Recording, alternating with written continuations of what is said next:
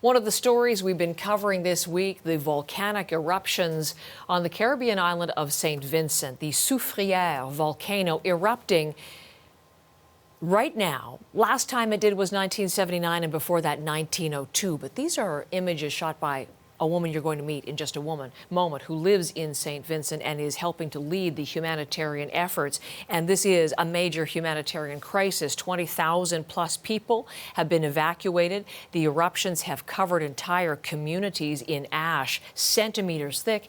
Many people have to go to emergency shelters. That raises issues of COVID. So all of this unfolding during a pandemic, as I mentioned, and with hurricane season just weeks away. That's the backdrop to our conversation with Louise Mitchell, who is Canadian-Vincentian. She is the executive director of the St. Vincent and the Grenadines Environment Fund. She lives in Kingstown, St. Vincent. She went to McGill, has great friends in Canada. Her dad was the second prime minister of St. Vincent. Have I covered everything, Louise? I think you have quite the pedigree. You're the perfect guest for me this morning. Really nice to meet you. Lovely to meet you too, Heather. You're in the south on the island, the volcano to the north, but are we looking in that direction? What are you seeing from your vantage point this morning? Yes, right behind me is the direction where the volcano is located. Well, this morning the skies are quite clear. The clouds continue to have some ash in them because there's a lot of ash in the air, but we have not had a massive explosion since day before yesterday. The 13th was when there was a really huge one. The explosions yesterday were small. So the air is much clearer today than it has been in a long time. Well, thankfully, you sent us pictures, Louise, of that major explosion. So you know what they look like. I'm going to play them for people to watch. As you looked at, I mean, we talked about how this ash cloud went up 10 kilometers into the air. What did it look like to you?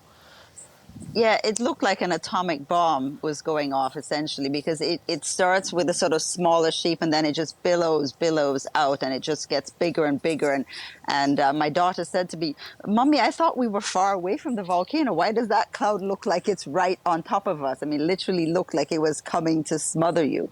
But it didn't. The good thing about when the ashes goes up that high is that it actually goes away from the island. So you do get some ashfall, but the ashfall also goes on to other islands. So Barbados is also in crisis because they got a lot of our ash as well. So it's not just St. Vincent and the Grenadines that's suffering from this eruption, but other neighboring islands are also. And in fact, we've shown some of those pictures, 20 centimeters thick, a layer of ash on a car on Barbados as a result of what's happening on your island. Now, as you've used the word suffering and crisis, how bad are the conditions facing people right now on your island? Well, the conditions are very bad because we just were not prepared for eruptions on this scale. And this eruption is worse than the 1979 one. It's being compared to the 1902 one. So we have about 4,000 people in shelters, and the shelters are basically things like high schools. And the thing with them is that our high schools are not closed in. They have these wooden louvers that don't shut. So the shelterees are actually sleeping and breathing the ash because they can't seal, where they live, and there is not proper sanitary conditions. We've had a major water shortage. Water was gone for 4 days. So you have COVID and people cannot wash their hands because there's a major water shortage. So it's crisis upon crisis. So we have, in addition to the 4,000 or so persons in shelters, we also have about 16,000 persons that are evacuees who are living with friends and family in the southern end of the island. And a lot of these families that have taken them on as the hosts cannot actually buy food for, the 12 people or so that they've taken in.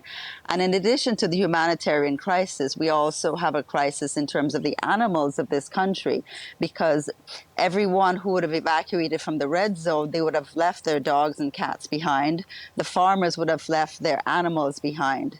And so all of the animals are now currently suffering as well. So it's a crisis not just for the people of St. Vincent, but for our animals. In multiple layers, obviously. So as you say, as the executive director of the Environment Fund, what kind of relief efforts are you championing and what are you doing to help?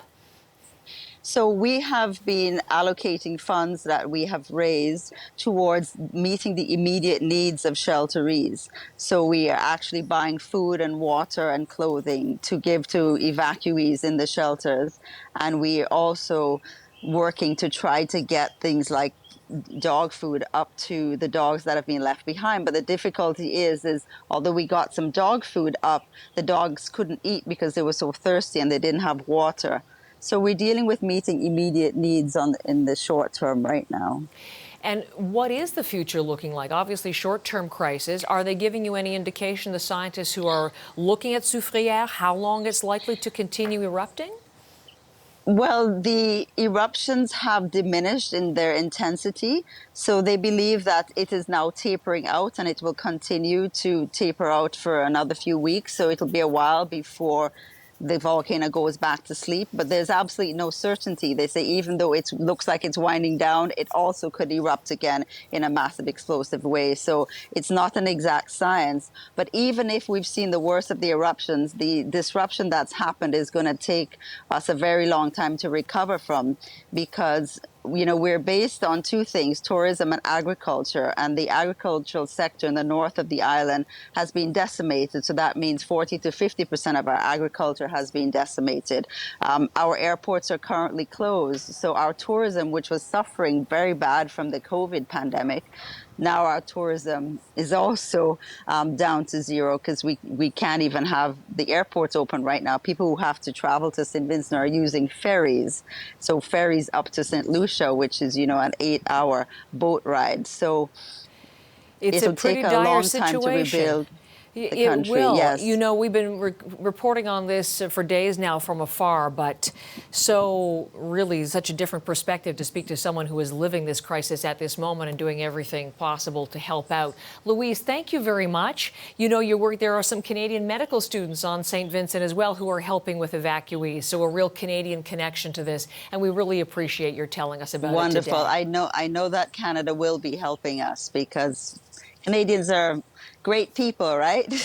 Well, definitely we expect a lot of help. Canadian-Vincentian, you know that. Louise Mitchell yeah, again. We've had a very strong connection for many years with Canada, and we expect it will continue to strengthen in this time of crisis. Thank you very much, Louise. I really appreciate the time again. We'll send a vote of support out to everyone you're trying to help there. From the island of St. Vincent, again, Louise Mitchell on CBC News Network. Now, we want to show you these pictures again. That's from Kingstown. And I just want to clarify something that we were saying on the way into Louise. And that is that she took those pictures, which we were highlighting there, the still photos, immediately after the major eruption. This is actually from Reuters, and it's from a user named Chantal Williams, who captured this video on the 10th of April, which is also, again, at the time of that major eruption. It gives you the indication. Soufrière volcano, as it erupted, worst, as you heard Louise say, that officials are saying since 1902, will continue to follow the humanitarian crisis. This is CBC News Network.